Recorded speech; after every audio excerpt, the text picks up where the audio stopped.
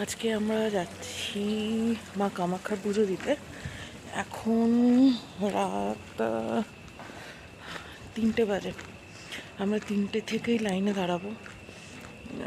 দেখি কতক্ষণ লাইনে দাঁড়াতে হয় বা কেমন কি ভিড় থাকে। যদিও আমরা ওই কি বলে ভিআইপি যেটা রয়েছে 501 টাকা যেই এন্ট্রি ফি সেটা দিয়ে ঢুকবো, স্টিল সেটাতেও নাকি প্রচুর ভিড় হয়। তার জন্যে আমরা এত রাত্রেবেলায় আমরা দুজনে মিলে এখন যাচ্ছি। এখন 2:45 বাজে। দেখি কতক্ষণে আমরা আমাদের পুজো দিতে পারি। আমরা চলে এসেছি মন্দিরের এন্ট্রান্সে।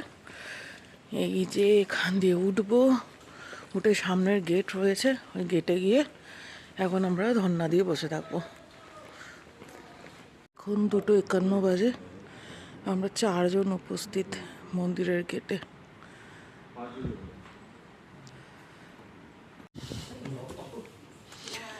এখন রাত 3:30।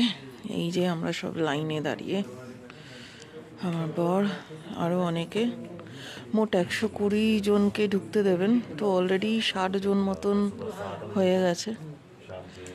দেখা যাক মা কি চান, আমরা আজ দর্শন পাবো কিনা দেখি। এখন সকাল 5:05 বাজে। আমরা মন্দিরের ভেতরে ঢুকেছি। এই গেট দিয়ে ভেতরে ঢুকতে দিয়েছে, কিন্তু এই যে ভিআইপি টিকিট কাউন্টার 501 টাকার স্পেশাল টিকিট কাউন্টার, এটা খুলবে 6:30 7টা। তা আমরা এখন এই ভেতরে 1.5-2 ঘন্টা বসে থাকবো, মানে লাইনে দাঁড়িয়ে থাকবো।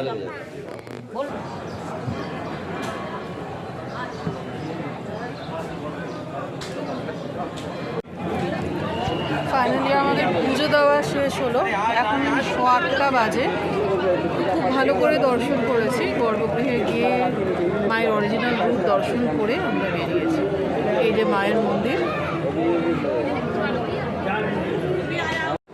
এটা হচ্ছে মা কামাখ্যার মন্দির। মন্দিরের ভেতরে মোবাইল অ্যালাউড নয়, তাই আমি বাইরে থেকেই মন্দিরের ভিউ আপনাদের দেখাচ্ছি।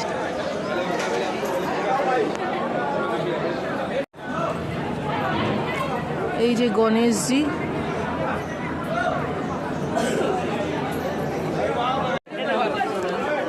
আমরা এই জাস্ট পুজো দিয়ে বেরোলাম। এখন 8:30 বাজে। এই সেই গেট যেখানে রাত 2:51 থেকে আমরা ওয়েট করেছি। ফাইনালি পুজো দিতে পারলাম। জয় মা কামাখ্যা।